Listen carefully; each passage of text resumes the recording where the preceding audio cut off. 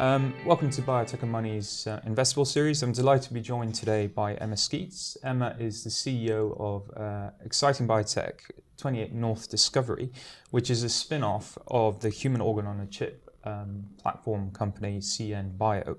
Emma, perhaps if you tell us just in 30 seconds or less what it is you do and what makes 28 North Discovery unique. So 28 North Discovery is a drug discovery biotech company. What makes us unique is the approach we take to drug discovery, which is built on the human organ on chip platforms that my co-founder, Dr. David Hughes, and I have been developing over the last several years. So organ on chips are devices that enable us to recreate the architecture and function of human organs in the laboratory. And we have been using these over the last several years in drug discovery programs with other pharmaceutical companies. Okay. Maybe if you tell us a little bit more about the human organ on a chip. My understanding is that it reverses the drug discovery process, so you're able to start from the very end with human tissue. Why is that interesting and unique, and what value does it bring? So in traditional drug discovery approaches, there's been a heavy reliance on biochemical screens, carcinoma cell lines, and poorly representative animal models to make really important decisions about advancing drug discovery programs into the clinic. So given the questionable translational relevance of these models, it's hardly surprising that the majority of programs fail in the clinic. So in our approach, patient-centric models are at the front and center of the discovery process. We take a much more translational approach built on human tissue mimics that we build in the laboratory. Using our organ chip devices, we can create disease states in these models, and then we can look for compounds or biologics or gene silencing agents that will ameliorate the effect of disease in the models. Okay, terrific. Now, this is obviously the Biotech and Money Investables. So perhaps you can tell us why you think 28 North Discovery is investable. So I think there are three key things that make our proposition investable. First of all, I have to say our team. So the creativity and entrepreneurial approach that David and I have pioneered over the last several years in our current company is really nicely balanced and supported by the wisdom and experience of our very world-class scientific advisory board and management team. Aside of the team, the technology is very unique. It's uniquely enabling for all of the discovery programs we're taking forward in both hepatitis B and non-alcoholic steatohepatitis. And third and finally, the programs we have to take forward, and notably our lead program has been exclusively in-licensed from Bristol Myers Squibb in hepatitis B. Okay, terrific. Maybe if we talk a little bit about the market potential for what it is you're developing. What is the scale of the opportunity here? The scale of the opportunity is very significant. The platforms that we have, the organ chip platforms that we have the potential to completely disrupt the discovery process all the way from the beginning through the regulatory process and into the clinic. We have a vision that animal models, poorly translational animal models, will in time be replaced by much more translationally relevant human organ chip technologies, such as those we've developed. And this will be really an important benefit for companies like 28 North, who are at the leading edge and pioneering these types of approaches, because we will be able to make really have an excellent decision-making process around investing only in programs to go forward into the clinic that will be successful. Okay, maybe if you tell me a little bit, I mean, one of the things you mentioned there that was pivotal was the management team. Maybe if we speak a little bit about the strength of the management team. You obviously are very proud of the team that you've assembled. Mm-hmm. What is it about the team that you think will deliver the success that this company needs? Mm-hmm. So we work in a very multidisciplinary area. We are bioengineers by background, but we're taking forward preclinical and clinical programs. So the bioengineering expertise that allows us to build the organ chip models is complemented nicely by the considerable clinical therapy area expertise of our chairman, Dr. Kay Scroon, but also our scientific advisory board members, including the chair of our SAB, Professor Mark Thurs, and other advisory board members, including Professors Vedemeyer and Zhu Lim. And then, of course, relating to the integrative biology that builds on the organ chip platforms we have, MIT professors Linda Griffith and Doug Laffenberger are really pioneers in this field. And I think what's most important, though, is that we're a team that have been working together over the last several years. And so we know one another very well. We know our strengths and weaknesses. We know the capability of the technology well. And that's really what positions this team uniquely to execute on the plan and the program that we've put together. Okay, let's talk a little bit about those programs. Mm-hmm.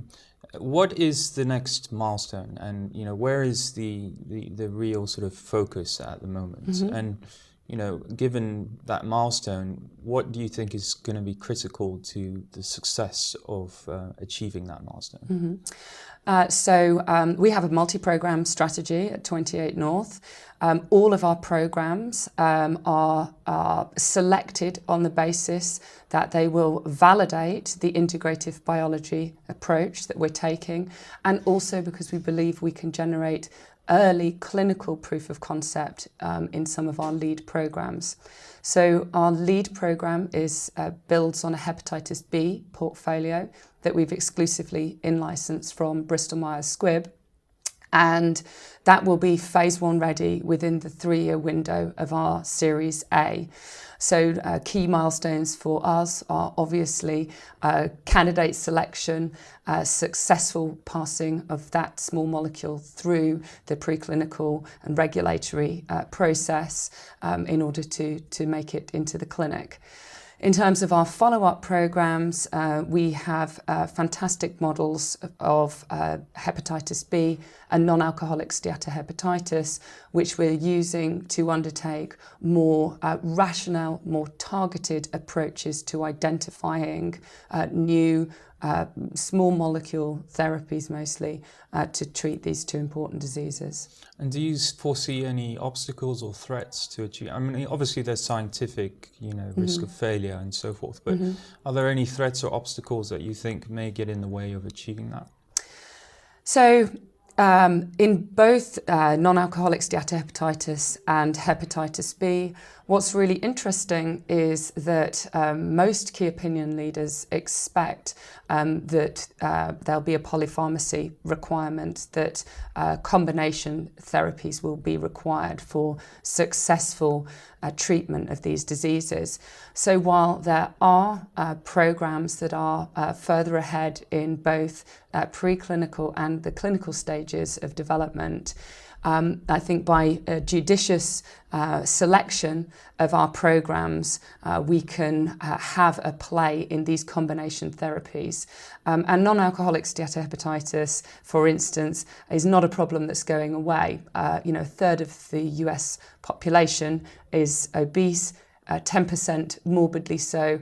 Percentage of those have non-alcoholic steatohepatitis. This is a very, very significant problem, which I think you're going to see an emergence of more and more programs coming from pharmaceutical and biotech companies to address them.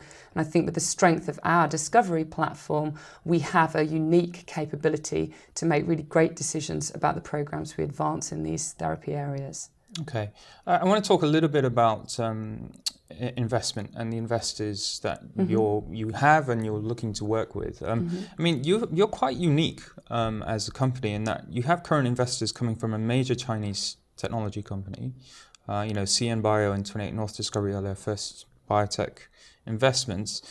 Could you tell us a little bit more about this partnership, why it's been successful, and if there are opportunities for other investment partners to work with these sorts of current investors that you have? Of course.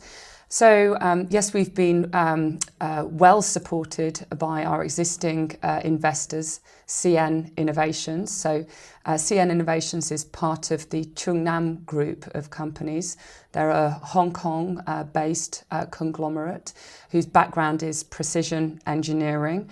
Their reason for entering into the life sciences, this is not so unusual. Several of the major engineering and technology companies, especially the Asian firms, have a biology and life sciences play. Think LG, think Samsung, think Philips. There are life science arms to these major organizations.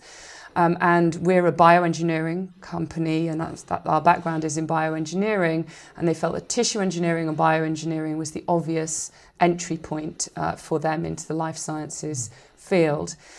We've been working with CN Innovations now for the last 6 years. They've watched the organ-on-chip technologies developed. We've developed a successful business based on selling products and services through our current company, CN Bio, to pharmaceutical companies. And they have shared our opinion that in the organ chip technologies, we've developed a Formula One racing car, and the programs of work that we have so far done with pharmaceutical partners have been the equivalent of driving it around the block. And really what we're looking to do now is to take these technologies and use them in the way that they were intended. So having a fantastic representation of the human host and addressing host targets. You feel these investors that you've currently got are obviously a good match for what it is you're developing. What is it that you're looking for in future investors? Perhaps you could tell us what an ideal investor looks like from 28 North Discovery point of view. So our current investors have been enormously patient around the development of these organ chip technologies.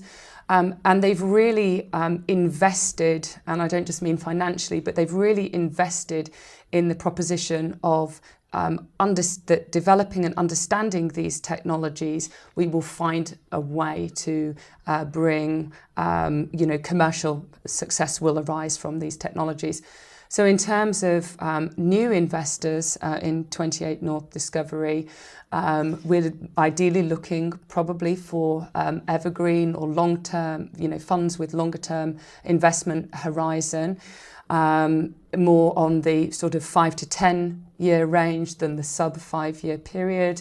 We're committed to taking our programs forward, but we're also committed to demonstrating the value of the underlying technology platform, because we feel that will add value. If we want to build a company, that will really add value for the long term. So some patient capital would be, really a welcome addition to our current investors. Okay, and maybe just quickly, if you tell us your current fundraising goal and any specifics you'd like to share about what it is you're trying to raise and what you hope to do specifically with the capital that you do raise. So we are raising a £15 million Series A. Our current investors, CN Innovations, have committed to invest a minimum of £3 million in that A round. We have a full 3-year plan and financials that consumes 14.6 of the 15 million we're out to raise. That money will predominantly be spent on advancing, obviously, our lead program that we've in-licensed from Bristol Myers Squibb, but continuing to develop in parallel programs that build on the technology platform, the organ chips and the computational systems biology that will be conducted in-house and will be really the core of our business. And then we'll be outsourcing, for instance, our chemistry and some of the preclinical work to partners. Okay, and finally, are there any take-home messages that you'd like any prospective investors or indeed partners that may be viewing today to share? So the the opportunity with 28 North is one to completely disrupt the discovery process, bringing a much more translational approach to taking programs into the clinic. So it's our objective to use these technologies to really make decisions about advancing drugs into the clinic that will succeed. And I think that taking this much more efficient approach will be important and beneficial for patients, but it will obviously yield important commercial benefits for our organisation. And so we're not here to be a single asset play. We're here to offer something much more disruptive to the discovery process. Okay, Emma Sceats, thank you very much. Lovely, thank you.